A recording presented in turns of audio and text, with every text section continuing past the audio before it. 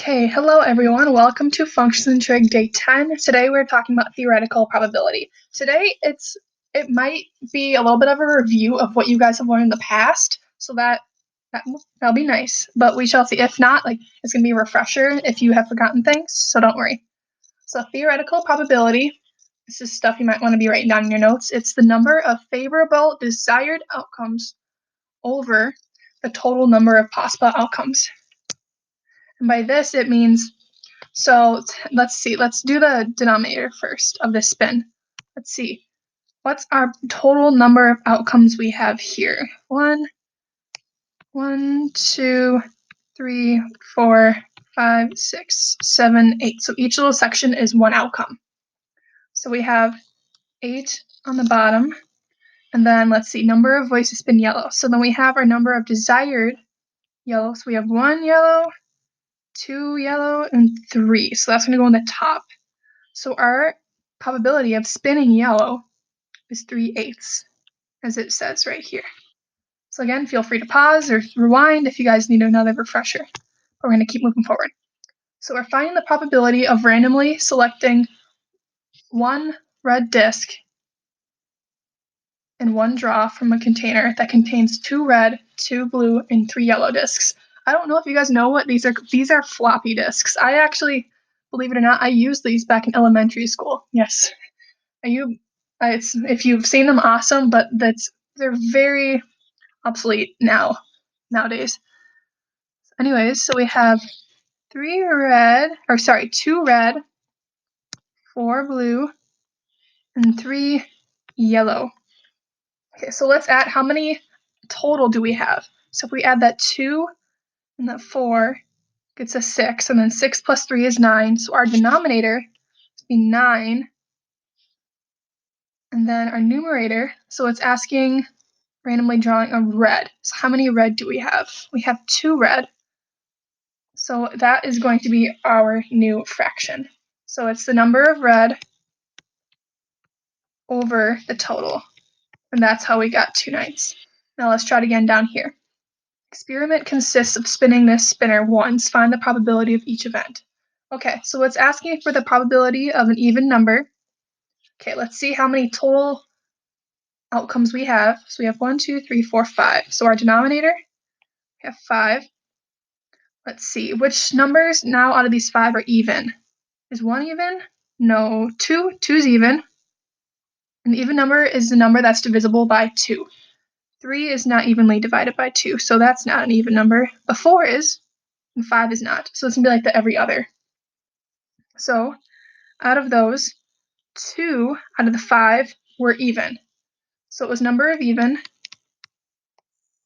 over the total. Okay, I'll continue. Move forward. Again, feel free to pause. Okay, now we're talking, I don't know if you've ever heard of, this might be a new concept, complementary events. The complement rule is a set of outcomes that are not in the event. A is called the complement of A. A set of outcomes that are not in the event A is called the complement of A, and it's denoted, like you'll often see A with a little C on top like this, like a little exponent. That is complement. C stands for complement. So the probability of an event occurring is 1 minus the probability that it doesn't occur. So that what it's talking about is that this circle right here is the probability of A, and if this whole box is 1, so you'll take 1 minus the rest of this green space here, A, C, to get you that space that's in that circle A. Remember, whatever is not A would be considered a complement. And we'll go over this a little more. So again, complement is probability of something not happening, like it not occurring. Again, so the complement of an event A consists of all the outcomes not in A. So let's say here we have our sample space. So let's say we have the numbers 1 through 6. And we're trying to find the probability of rolling a 3. So what is the probability of rolling 3? So if we have 6 total outcomes, and there's only 1 3 on the die, so we have Okay, it's just 1, 3 in that 1 to 6, because if there's 6 sides and it's labeled 1 through 6, there's only one of them that's labeled 3. So that's where that 1 comes from. So probability of A occurring, so of that event occurring, probability of getting a 3 is 1/6. But now we have to find the probability of not getting a 6, or that probability of A with A complement. And that would be, remember how we said it was essentially A complement and A? So A complement plus A are going to add up to 1, a whole, they're going to add up to a whole. So probability of getting a 3 plus probability of not getting a 3 is going to equal the 6, that whole, which equals 1. So if we know probability of getting a 3 is 1/6, then we know 1/6 plus probability of not getting a 3, so 3 complement, is equal to 6/6. You can think of it as just taking, and then you can just do some algebra and solve for what P complement equals, but then you could also know that all you have to do is take 1 down here. See, it says 1 minus probability of 3. And the probability of 3 is 1/6. So you take 1 minus 1/6, which is the same thing as 6/6 minus 1/6. And that gets you 5/6. And that's where you get your answer up there. So down here, these are just some rules you might want to make sure you write down to help in the future. Okay, now I think this is just kind of reiterated. So again, complement, or is to find A complement, is you take 1 minus probability of A.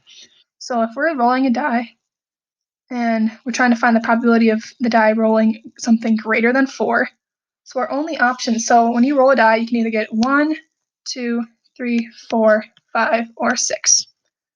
Anything greater than 4 would be 5 or a 6.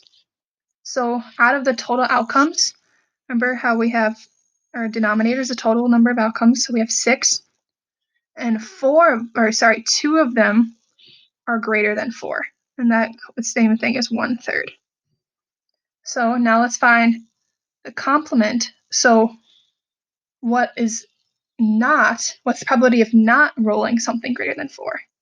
So if we have that rule, we know that if 1 minus probability of A is equal to probability of A complement, so we know, let's say our whole in this case is 6/6, then you're subtracting probability of A, which was 2/6, so which we just got there.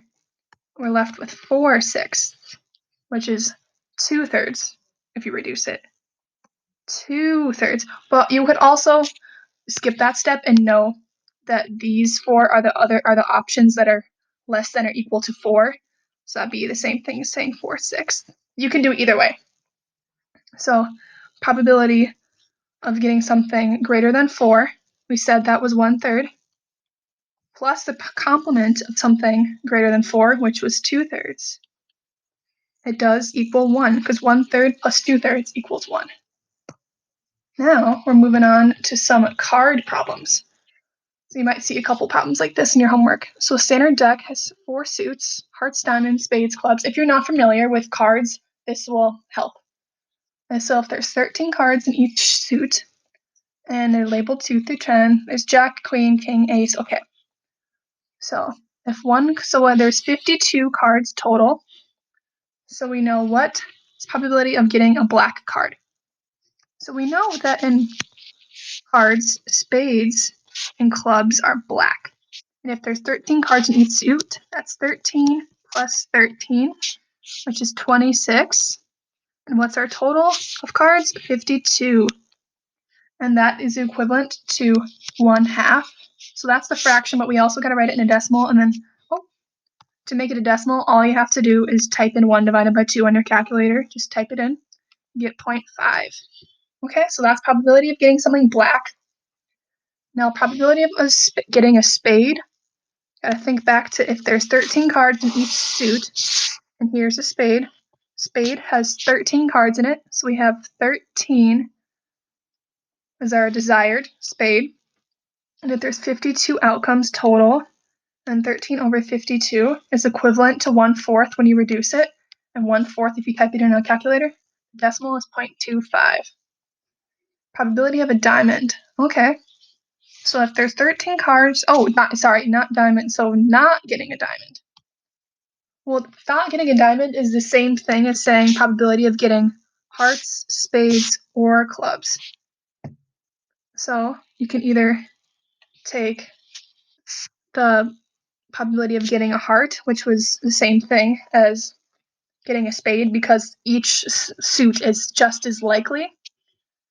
So if the probability of getting a diamond is the same as the probability of getting a spade, you can just take that whole. So we have a whole of 4/4 there.